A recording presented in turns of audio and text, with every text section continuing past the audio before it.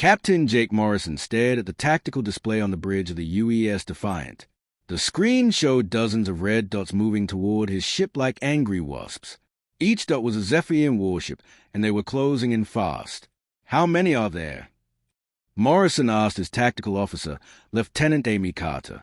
43 enemy ships, sir," Carter replied, her fingers dancing across the control panel. "They came out of nowhere. Our sensors didn't pick them up until they were right on top of us." Morrison gripped the arm of his captain's chair. The Defiant was a good ship with a skilled crew, but 43 against 1 were terrible odds. He had been patrolling near Kepler Station when the ambush started. The station was already under attack, burning like a torch in the darkness of space. "Where did they come from?" Morrison demanded. "Unknown, sir," said Lieutenant Ben Parker from the communication station. "They must have been hiding behind the asteroid field. Our long-range scanners were blocked." The ship shook as enemy fire hit the shields. Morrison felt the deck vibrate under his feet. Red warning lights flashed across the bridge. "Shields down to 60%, Carter reported. "Sir, we need to get out of here." Morrison knew she was right, but he also knew they couldn't just run. There were civilians on Kepler Station, mining families, traders, scientists. If the Defiant left now, those people would die. "Sergeant Rodriguez," Morrison called to the Marine leader standing near the back of the bridge. "How many Marines do we have aboard?" 22, sir," Pete Rodriguez answered. "All ready for action." "Good. We're going to cover the evacuation ships from Kepler Station." The Defiant turned toward the burning station. Morrison could see small ships launching from the docking bays. Civilian craft packed with families trying to escape. The Zephyrian ships were hunting them like predators. "All weapons, fire at will," Morrison ordered. The Defiant's guns blazed alive. Blue energy beams lanced out at the nearest enemy ships. One Zephyrian cruiser exploded in a bowl of fire. Another spun away, trailing smoke and debris. But there were too many of them. For every enemy ship the Defiant destroyed, 2 more took its place. The human ship was tough, but it was taking a beating. "Shields down to 20%, Carter called out. "Hull breaches on decks 4 and 7. Dr. Lisa Murphy's voice came over the comm system from the medical bay. "I have wounded down here. The artificial gravity is failing in Section 3. Morrison watched the evacuation ships on his screen. Most of them had made it to safety, jumping to faster-than-light speed. But a few were still launching from the station. "So," Parker said from his station, "I'm getting a transmission from the Zephyrian commander." "Put it through." The main screen changed to show a reptilian face with yellow eyes and sharp teeth. The alien skin was green and scaly, like a snake. When it spoke, its voice was cold and harsh. "Human vessel," the Zephyrian said, "you are surrounded. Surrender now and we will make your deaths quick." Morrison stood up from his chair. "This is Captain Jake Morrison of the Earth Defense Ship Defiant. We don't surrender to alien scum who attack civilians." The Zephyrian's eyes narrowed. "Your species is primitive and violent. You do not deserve to exist among civilized races. Prepare to die." The transmission ended. Immediately, all 4-2 remaining enemy ships opened fire at once. The Defiant shield collapsed under the massive attack. Explosions rocked the ship from bow to stern. "Engineering is gone," Carter reported. "Life support failing. Weapons offline." Morrison looked around his bridge. His crew was still at their stations, still fighting even though they all knew it was over. These were good people. The best Earth had to offer. They deserved better than this. "All hands," Morrison said over the ship's comm system. "Prepare for boarding. Fight them at every corridor. Make them pay for every step." The Defiant shuddered as Zephyrian boarding pods attached to the hull like metal ticks. Morrison could hear the sound of cutting tools as the aliens burned through the ship's armor. "Sir," Rodriguez said, checking his rifle, "it's been an honor serving with you." "The honor was mine, Sergeant." The bridge doors exploded inward. Zephyrian soldiers in black armor poured through the opening, their weapons ready. Morrison reached for his sidearm, but a blue energy beam hit him in the chest. He fell to the deck, paralyzed but conscious. Around him, his crew was also being stunned rather than killed. The aliens wanted prisoners, not corpses. Morrison tried to speak, but his vocal cords wouldn't work. He could only watch his alien hands drag him and his crew away from their burning ship. The last thing Morrison saw before losing consciousness was a Defiant exploding in a brilliant flash of light. His ship was gone, but his crew was still alive. That had to count for something. Morrison woke up in a metal cage barely big enough for him to sit upright. His head pounded and his mouth tasted like copper. The stun weapon had left him weak and dizzy. Around him, he could hear voices speaking in different alien languages he didn't recognize. The transport ship was massive inside. Rows and rows of cages stretched as far as Morrison could see. Each cage held a different type of alien prisoner. Some looked like giant insects, others like walking plants, and a few that seemed to be made of living rock. All of them looked broken and defeated. "Captain," a familiar voice whispered from the cage next to him. Morrison turned his head and saw Lieutenant Amy Carter. Her uniform was torn and she had a cut on her forehead, but she was alive. That was something. How many of our people made it? Morrison asked quietly. "I count 38 so far," Carter replied. "Dr. Murphy is 3 cages down. Sergeant Rodriguez is across the aisle. Most of the crew is here." Morrison felt a small relief. 5 of his people had died in the battle, but the rest were alive. For now. A loud clang echoed through the transport ship.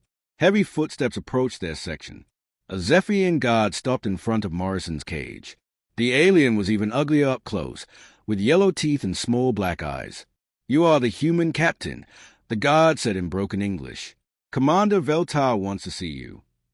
The cage door opened and 2 more guards dragged Morrison out. His legs were still weak from the stun weapon, so they had to carry him between them. They took him through long metal corridors that smelled like oil and decay. The command deck was at the front of the ship. Commander Veltar stood with his back to Morrison, looking out at the stars through a large window. He was bigger than the other Zephyrians, with darker scales and more scars. "Captain Morrison," Veltar said without turning around, "your reputation precedes you. 12 Zephyrian ships destroyed in 3 years of war. Very impressive for such a primitive species." "Let my crew go," Morrison said. "They are just following orders. I'm the one you want." Veltar laughed, a sound like rocks grinding together. "You humans are so predictable, always trying to sacrifice yourselves for others. It shows weakness." The alien commander turned around. His yellow eyes studied Morrison like he was examining an interesting bug. "Do you know where you are going, human?" Morrison said nothing. "You are going to Kalos 9. It is a prison world where we keep the worst enemies of the Empire. Murderers, rebels, terrorists. And now, humans. We're soldiers, not criminals," Morrison said. "To us, there is no difference. Your species started this war when you refused to join the Empire peacefully. Now you will face the consequences." Veltar walked closer. Morrison could smell his breath, which reminded him of rotting meat. "On Kalos 9, you will learn what happens to those who oppose us. The other prisoners will teach you about despair, about hopelessness. Many species have learned these lessons before you." The guards dragged Morrison back to his cage. As they walked through the corridors, he tried to memorize the layout of the ship, old habits from his military training. Always look for weaknesses, even when things seem hopeless. Back in his cage, Morrison whispered to Carter what he had learned. She passed the information to the other human prisoners in quiet voices. They were going to a prison planet, a place where the Zephyrians sent their worst enemies. "Captain," Sergeant Rodriguez called from his cage. "What are we going to do?" Morrison looked around at his crew. These were good people who had followed him into battle. Now they were prisoners because of his decisions. But they were still alive, and as long as they were alive, they could fight. "We survive," Morrison said. "We stay together. We watch and learn. And when the time comes, we show these aliens what humans are really made of." Over the next 2 days, Morrison studied the other prisoners. Most of them had been here for years. They moved slowly and kept their eyes down. They had given up hope long ago. But Morrison noticed a few who still had fire in their eyes. A blue-skinned alien who watched the guards carefully. A creature that looked like a walking tree, but whose eyes followed every movement. Maybe there were allies to be found among the prisoners. On the 3rd day, the ship's engines changed their sound. Through the small window in his cage, Morrison could see a planet growing larger. It was gray and brown with no signs of life. Ugly storm clouds covered most of the surface. Kaulos 9, one of the gods announced. Your new home, prisoners, for those who survive long enough to call it home. The transport ship shook as it entered the planet's atmosphere. Morrison felt the artificial gravity shift as they descended toward the surface. Whatever was waiting for them down there, they would face it together. They were still human. They were still a crew. And humans didn't give up easily. The landing was rough. Morrison felt his cage shake and bounce as a transport ship touched down on Kaulos 9. Through the small window, he could see a wasteland of jagged rocks and swirling dust. Lightning flashed in the dark clouds above, but no rain fell. This was a dead world. The guards opened all the cages at once. Hundreds of prisoners stumbled out, blinking in the dim light. Morrison stayed close to his crew as they were herded toward the exit. The air outside smelled like sulfur and burned metal. Stay together, Morrison whispered to his people. Don't let them separate us. The prison compound sat in a crater like a metal scar on the planet's surface. High walls surrounded it, topped with energy barriers that crackled with electricity. Guard towers rose from each corner, their weapons tracking the new arrivals.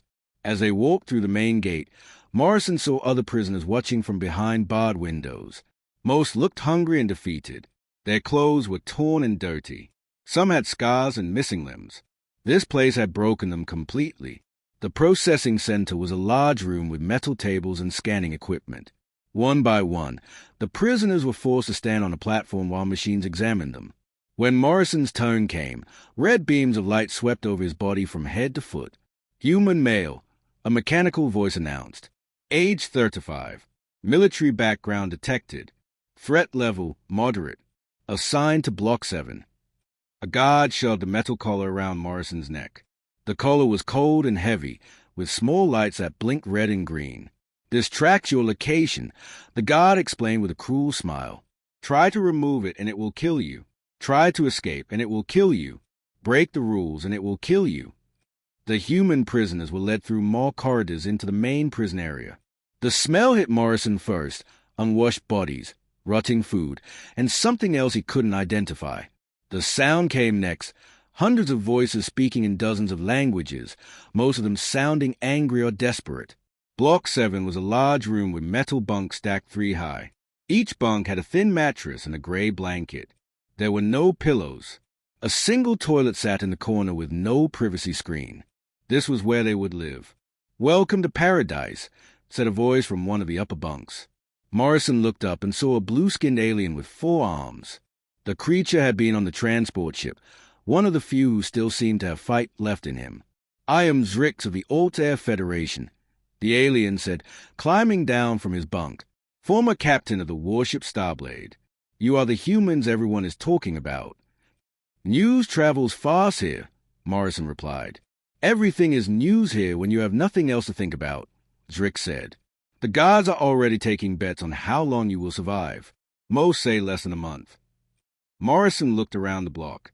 There were about 50 prisoners here, representing at least a dozen different species. Some were small and fragile-looking. Others were massive with thick hides and claws. All of them were watching the humans with curious eyes. What are the rules here? Kata asked. Simple, said another voice. A creature that looked like a walking tree moved toward them. Its bark-like skin was covered with old scars. The strong take from the weak. The guards don't care what happens as long as you don't try to escape or damage their property. And we are property now, added a small, mouse-like alien from a corner bunk, bought and paid for by the Empire. Over the next few hours, Morrison learned more about life in the prison. There were 3 meals a day, but the food was barely edible. Prisoners fought over scraps. Some species formed gangs based on their homeworlds. Others worked alone, trusting no one.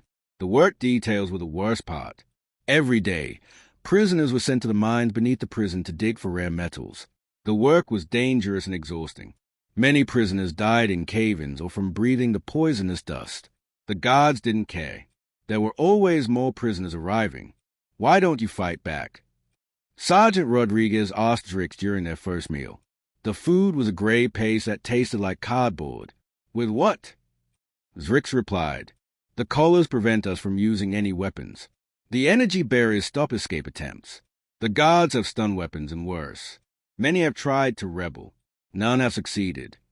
But Morrison was already thinking. He watched how the guards moved, where they stood, when they were most alert. He noticed that some aliens were stronger than others, some smarter, some more skilled at different tasks. Each species had different abilities. We need to organize, Morrison told his crew that night as they lay on their bunks. Not just us, but everyone. These guards rule through fear and division. If we could unite the prisoners. Captain, Dr. Murphy whispered from a bunk below him, I've been treating some of the injured prisoners. They trust me because I helped them. We could use that. Morrison smiled in the darkness. His crew was already thinking like a team again. That was good. They would need teamwork for what he was starting to plan. Outside, the storms raged across the wasteland of Kalos 9. But inside Block 7, something new was beginning. The Zephyrians had made their first mistake. They had put humans in a place designed to break spirits. But humans were harder to break than most species realized. 3 weeks had passed since the humans arrived at Kalos 9. Morrison watched from his workstation in the mines as Dr. Murphy treated an injured prisoner from another block. Word had spread quickly about the human doctor who helped anyone who needed it, no matter what species they were. The injured alien was a Vrathan, one of the insect-like creatures with 6 arms and compound eyes. A mining machine had crushed 2 of his limbs during the morning shift. The Zephyrian guards had just laughed and told him to keep working or face punishment. Hold still, Murphy said gently, using pieces of torn cloth to make splints for the broken arms. This will hurt, but it will heal properly if you don't move it too much. The Vrathan clicked his mandibles in what Morrison had learned was their way of saying thank you. Other prisoners from different species watched the treatment with interest. In 3 weeks, Murphy had helped dozens of injured prisoners. Word was spreading that humans could be trusted. That night in Block 7, Morrison met with his core group. Besides his own crew, the group now included Zrix, the blue-skinned ship captain, and Corvin, the tree-like alien who had been in the prison for over 2 years. The guards are getting suspicious, Zrix reported in a low voice. They've noticed that prisoners from different blocks are talking more. Some of the newer guard are asking questions. Morrison nodded. Their network was growing, but they had to be careful. Lieutenant Ben Parker had been the key to their success. The communications officer had a gift for learning languages quickly. In just 3 weeks, he could speak basic phrases in 8 different alien languages. What about the communication system? Morrison asked. Parker smiled and pulled a small device from under his mattress. It looked like a piece of scrap metal, but Morrison knew it was much more. Parker had built it using parts stolen from the mining equipment and the meal dispensers. It works, Parker whispered. Short range only, but I can send messages to other blocks. I made contact with prisoners in Blocks 3, 5, and 9. Any word from outside? Carter asked. That's a problem, Parker said, his smile fading. I've been listening to the guard frequencies. There's talk about something called a selection. It happens every few months. They choose prisoners for what they call processing. Morrison felt his blood turn cold. What kind of processing? Corvin answered, his wooden voice barely above a whisper. Execution. Public execution. They broadcast it to the prisoner's homeworld as a warning. I've seen it happen twice since I've been here. The group fell silent. Around them, other prisoners slept or whispered their own conversations. The reality of their situation was becoming clearer. This wasn't just a prison. It was a death camp. When is the next election? Morrison asked. Soon, Zrix said. The guards have been talking about it more often. They seem excited about something. Over the next few days, Morrison pushed his network harder. Through Murphy's medical work and Parker's language skills, they made contact with prisoners throughout the facility. What they learned was disturbing. The Zephyrians weren't just executing prisoners for propaganda. They were studying them first, taking blood samples, tissue samples, brain scans. Some prisoners who went to the medical facility for health checks came back changed. Weaker, sicker. They're experimenting on us, Murphy reported after treating a Galvan prisoner who had returned from the medical bay. Whatever they are doing, it's breaking down the prisoners' immune systems. I think they are harvesting something from our bodies. Morrison felt anger building in his chest. The Zephyrians weren't just keeping prisoners. They were using them like laboratory animals, taking what they wanted and then disposing of the evidence. On the 4th week, the selection was announced. Warden Krexnow, the prison commander, appeared on screens throughout the facility. His reptilian face filled every monitor as he spoke in the common trade language that most species understood. "Attention, prisoners," Krexnow said, his voice echoing through the blocks. "The time has come for another demonstration of imperial justice. 20 prisoners have been selected for processing. They will serve as examples to their homeworlds of what happens to those who oppose the Empire." A list of names appeared on the screens. Morrison read through them quickly, his heart sinking. 10 of the names were human, his own crew members. Sergeant Rodriguez was first on the list. "The processing will take place in 3 days," Krexnow continued. "Representatives from across the galaxy will witness the strength of imperial justice. Let this be a lesson to all who would resist our rule." The screens went dark. Around the prison, Morrison could hear the sounds of despair. Crying, shouting, the crash of metal as some prisoners threw their food bowls in rage. But in Block 7, Morrison felt something different. Not despair, but determination. The Zephyrians had just made a fatal mistake. They had given him exactly what he needed to unite every prisoner in the facility. "Gather everyone," Morrison told his team. "Every contact we've made, every ally we've found. Use the communication network. Get word to every block." "What are you planning, Captain?" Carter asked. Morrison looked at the list of names still glowing on the dark screen. His people, his responsibility, his family. "We're going to show the Zephyrians what happens when you threaten a human's family," Morrison said. "And we're going to make sure the whole galaxy sees it." The storm outside Kalos 9 raged on, but inside the prison, a different kind of storm was about to begin. The Zephyrians thought they were making an example of human weakness. Instead, they were about to learn about human strength. The execution platform was built in the center of the prison yard. Morrison watched from his cell window as Zephyrian workers assembled the metal structure under bright floodlights. It looked like a stage, but it was designed for death. Large screens were mounted around the platform. Morrison knew these would broadcast the executions across the galaxy. The Zephyrians wanted everyone to see what happened to those who opposed the Empire. In the communications room above Earth, Admiral Robert Kane stared at the intercepted transmission. His weathered face showed no emotion, but his hands were clenched into fists. The message was clear. 10 human prisoners would be executed in 2 days as an example to Earth. "Sir," his aide said quietly, "Captain Morrison is on that list." Kane had known Jake Morrison for 15 years. They had served together on 3 different ships. Morrison was like a son to him. Now he was going to die on some forgotten prison world, and there was nothing Kane could do about it. "Get me the fleet commanders," Kane said. "All of them. Now." Back on Kalos 9, Morrison was putting his plan into motion. The news of the executions had spread through every block in the prison. For the first time since many of the aliens had been captured, they were angry instead of hopeless. "The humans die tomorrow," Zrick said during their evening meeting. "After that, it could be any of us next. The selections are getting more frequent." Morrison looked around at the group that had gathered in the storage room near the kitchens. Representatives from 12 different species were there. Some were former military officers like himself.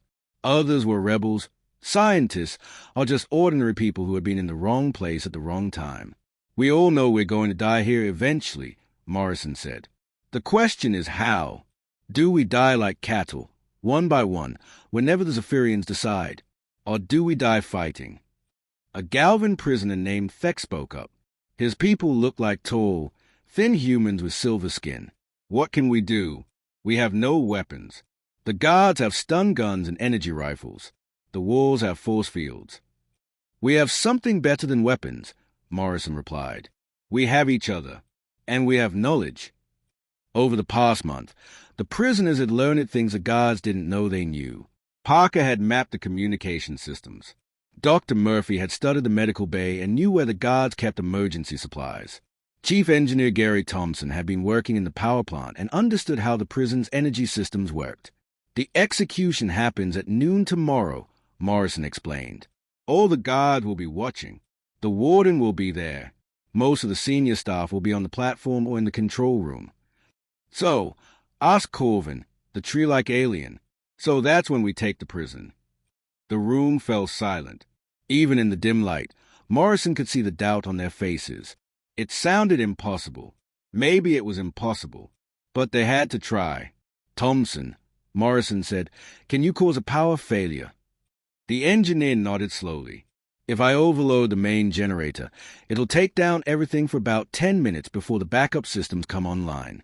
But I'll probably die doing it. We might all die, Morrison said. But if we do nothing, we'll definitely die. At least this way, we go down fighting. The execution day arrived gray and windy.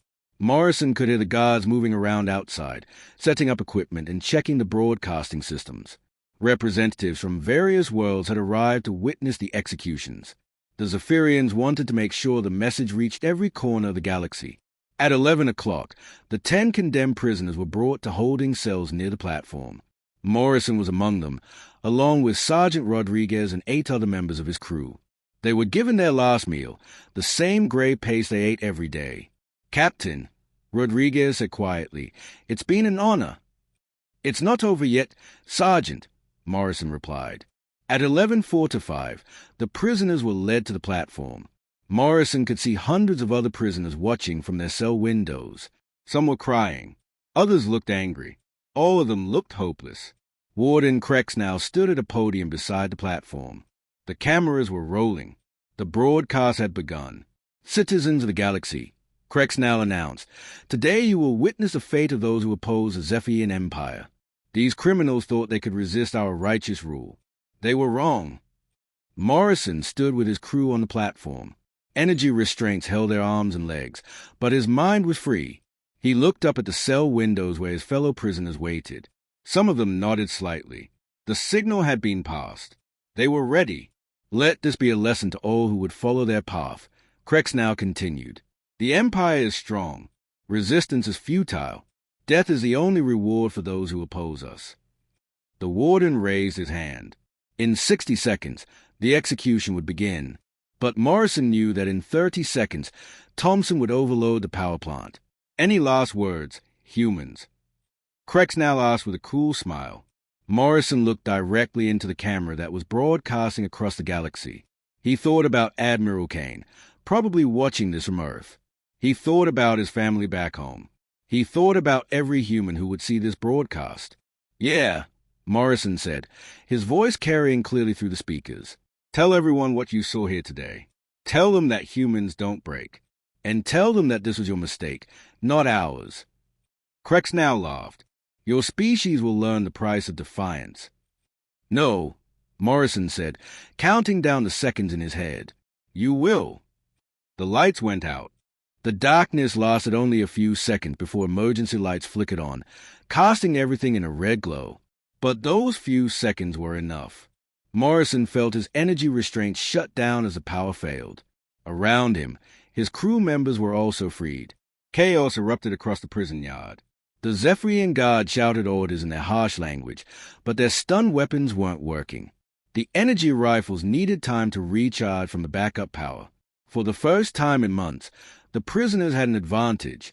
Morrison rolled off the execution platform just as Drix and dozens of other aliens burst from the cell blocks. They had improvised weapons, metal bars torn from bunks, sharpened pieces of plastic, rocks from the yard. Not much against trained soldiers, but better than nothing.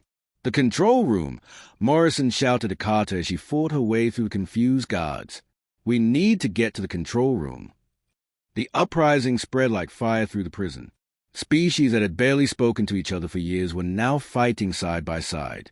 A group of Rathan insects used their natural armor to shield smaller aliens from guard fire. The tree-like Corvin used his thick bark skin to absorb stun blasts while other prisoners attacked the guards from behind. Warden Krex now was screaming orders from his podium, but half his guards couldn't hear him over the noise of battle. The other half were too busy fighting for their lives to listen. The cameras were still rolling, broadcasting the riot across the galaxy. Morrison fought his way toward the main building with Rodriguez and Parker. A Zephyrian guard tried to block their path. swinging an energy club. Rodriguez ducked under the swing and tackled the alien, while Parker grabbed the weapon. "This way," Morrison called, leading them through a side door he had memorized during his weeks of observation. The control room was on the 3rd floor. Morrison knew that if they could capture it, they could control the entire prison. The doors, the force fields, the communication systems, everything ran through that room. As they climbed the stairs, they met Dr. Murphy leading a group of freed prisoners. She had somehow gotten into the medical bay and was carrying bags of supplies. "Jake," she called, "I found something important. The Zephyrians have been taking blood samples from every prisoner. They are using them to make some kind of enhancement drug for their soldiers." "Later," Morrison said. "Right now we need to take the control room." The corridor leading to the control room was defended by 6 guards with working energy weapons. They had taken cover behind metal barriers and were firing at anything that moved. Morrison could see that a direct assault would be suicide. "Parker," he said, "can you get to the communication panel from the side corridor?" "I think so," Parker replied, checking his improvised map of the building. "Do it. Carter, take half the group and create a distraction from the front. Rodriguez, you're with me. We're going through the ventilation system." The plan was risky, but it was better than charging straight into enemy fire. Morrison and Rodriguez crawled through the narrow air ducts while Carter's group made noise in the main corridor. The guards focused their attention on the obvious threat while Morrison dropped down behind them. The fight was brief but violent. The guards were well-trained, but they weren't expecting an attack from behind. Within minutes, the control room was in human hands. Parker quickly accessed the computer systems. His fingers flew over the alien controls as he shut down security systems throughout the prison. Cell doors opened across all the blocks. Force fields collapsed. The remaining guard posts were cut off from each other. "I'm in," Parker announced. "And Jake, you need to see this." The main screen showed a star map with dozens of red dots moving toward Kalos 9. At first, Morrison thought they were Zephyrian reinforcements. Then he saw the ship identification codes. "Those are Earth Defense Force ships," Carter said, reading over Parker's shoulder. "A lot of them." Admiral Kane had not abandoned them after all. Somehow, the old admiral had convinced Earth Command to launch a rescue mission. The ships would arrive in less than 4 hours. But Morrison knew 4 hours might as well be forever. The Zephyrians had sent out distress calls as soon as the uprising began. Their own reinforcements would arrive much sooner. "We need to hold this place until our people get here," Morrison told his team. "Can we do it?" Parker checked the prison status. "We control most of the facility, but the Zephyrians still hold the main gate and the landing pad. They've got about 40 guards left, plus whatever reinforcements they can call in." Morrison looked out the control room window at the prison yard. Hundreds of freed prisoners were organizing themselves into groups. Some were tending to the wounded. Others were gathering weapons from defeated guards. A few were just standing in the open air, breathing freely for the first time in years. These weren't just humans anymore. They were representatives of dozens of species that had suffered under Zephyrian rule. Each one had a reason to fight. Each one had lost something to the Empire. "Attention all prisoners," Morrison said into the communication system that now reached every corner of the facility. "This is Captain Jake Morrison of the Earth Defense Force. We have taken the prison. Help is coming. But we need to hold our position until they arrive." His voice echoed through every block, every corridor, every cell. The Zephyrians thought they could break us by executing a few. They were wrong. Today we show them what happens when you threaten any of us. Today we show them that some things are worth fighting for. Outside, Morrison could see the first Zephyrian reinforcement ships approaching through the storm clouds. The real battle was about to begin. But for the first time since his capture, Morrison felt hope. They weren't just prisoners anymore. They were an army. And armies, even small ones, could change the course of wars. The Zephyrian reinforcements landed at the main gate like angry wasps. Morrison watched from the control room as 12 enemy ships disgorged hundreds of fresh soldiers. They wore heavy black armor and carried weapons much more powerful than the prison guard had used. "They are setting up artillery," Carter reported, looking through the security cameras. "Those guns can punch through the prison walls." Morrison knew they couldn't win a straight fight against that many professional soldiers. But they didn't need to win. They just needed to survive long enough for Admiral Kane to arrive. All prisoners. This is Morrison. He announced over the communication system. Enemy reinforcements have landed. Everyone fall back to the inner blocks. Use the corridors and stairwells. Make them fight for every room. The battle that followed was unlike anything the galaxy had ever seen. Humans fought alongside aliens they had never met before. Species that had been enemies for centuries now shared weapons and medical supplies. The Zephyrians had created something they never intended, unity among their victims. In Block 7, Drix led a group of mixed prisoners in defending the medical bay. Dr. Murphy worked frantically to treat the wounded while alien soldiers provided covering fire. The blue-skinned captain had lost one of his 4 arms in the fighting, but he refused to leave his post. The humans taught us something. Drix told the wounded Galvan prisoners energy blasts exploded around them. They taught us that some things are worth dying for. Meanwhile, Corvin and his plant-like species had taken control of the power station.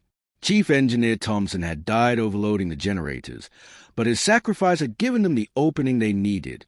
Now Corvin uses people's natural ability to interface with machinery to keep the prison systems running. The Zephyrian assault was methodical and brutal. They blasted through the outer defenses room by room. But for every meter they gained, they paid in blood. The prisoners knew the prison layout better than the attackers. They used ventilation shafts, maintenance tunnels, and hidden passages to strike and disappear. Morrison coordinated the defense from the control room while Carter and Rodriguez held the approaches. Parker kept monitoring the approaching Earth fleet while maintaining contact with the scattered resistance groups. Admiral Kane's ships are 2 hours out, Parker reported. But sir, the Zephyrians are calling in more reinforcements. A lot more. Morrison looked at the tactical display. Enemy ships were converging on Kalos 9 from across the sector. The prison break had become something much larger. Word was spreading across the galaxy about the uprising, and the Zephyrian Empire was responding with overwhelming force. But the galaxy was watching too. The execution broadcast had been interrupted by the prison break, but the cameras were still rolling. Species across known space could see prisoners from dozens of worlds fighting together against their oppressors. On Earth, Admiral Kane watched the same broadcast as his fleet jumped through hyperspace. The old admiral had tears in his eyes as he saw human and alien prisoners fighting side by side. Jake Morrison had done more than save his crew. He had started a revolution. All ships, Kane announced to his fleet, maximum speed. Our people are buying us time with their lives. We will not let them down. Back on Kalos 9, the Zephyrians reached the inner blocks. Warden Krex now led the assault personally, his reptilian face twisted with rage. The execution that was supposed to terrify the galaxy had instead inspired rebellion. The Empire's reputation for invincibility was crumbling with every minute the prisoners held out. Surrender now. Krex now broadcast to the control room, and I will make your deaths quick. Morrison activated the communication system one last time. His voice carried not just through the prison, but across the galaxy through the still-active broadcast systems. This is Captain Jake Morrison to all free peoples of the galaxy, he said. The Zephyrian Empire wants you to fear them. They want you to believe resistance is hopeless. But look around you. Look at what we've accomplished here today. Energy blasts shook the control room as enemy soldiers tried to break down the door. Morrison could hear the sounds of fighting getting closer. We are humans, Galvans, Vrathans, Altarians, and dozens of other species. We were prisoners. We were broken. We were supposed to be examples of defeat. Instead, we became proof that tyranny can never truly win as long as people are willing to stand together. The door exploded inward. Zephyrian soldiers poured into the room. Morrison drew his captured weapon and prepared for the final fight. But as the first shots were fired, new sounds echoed across Kalos 9. The roar of ships entering atmosphere, the whistle of incoming missiles, the thunder of orbital bombardment. Admiral Kane had arrived. The Earth Defense Force ships swept down from the storm clouds like avenging angels. Their weapons lit up the prison compound as they targeted the Zephyrian positions. Troop transports landed in the prison yard, disgorging fresh human soldiers who immediately began coordinating with the free prisoners. The battle for Kalos 9 was over within an hour. The Zephyrian reinforcements, caught between the prison uprising and Kane's fleet, were overwhelmed. Some surrendered. Others tried to escape. None made it off the planet. Morrison stood in the prison yard as a last enemy ship was destroyed. Around him, hundreds of freed prisoners looked up at the clearing sky. Many were crying. Others were laughing. All of them were free. "Jake," Admiral Kane said, walking across the yard with tears streaming down his weathered face. "You did it. You actually did it." Morrison looked around at the mixed crowd of humans and aliens. "We all did it, Admiral. Every species here. The Zephyrians made their fatal mistake when they thought they could break us by killing us. Instead, they united us." The broadcast of the Kalos 9 uprising spread across the galaxy within days. Species that had remained neutral in the war suddenly found the courage to resist. The Zephyrian Empire, which had seemed invincible just weeks before, began to crumble as world after world declared independence. The war continued for 2 more years, but its outcome was never in doubt after Kalos 9. The Empire had revealed its weakness, and the galaxy had learned that freedom was worth fighting for. Morrison never forgot the faces of the prisoners who died in the uprising. Sergeant Rodriguez, Chief Thompson, and dozens of others who gave their lives so others could be free. Their sacrifice had changed the course of history. The fatal mistake of executing human prisoners of war was not just that it failed to break human spirit. It was that it showed the galaxy what humans truly were, not conquerors or destroyers, but people who would die for strangers if it meant others could live free.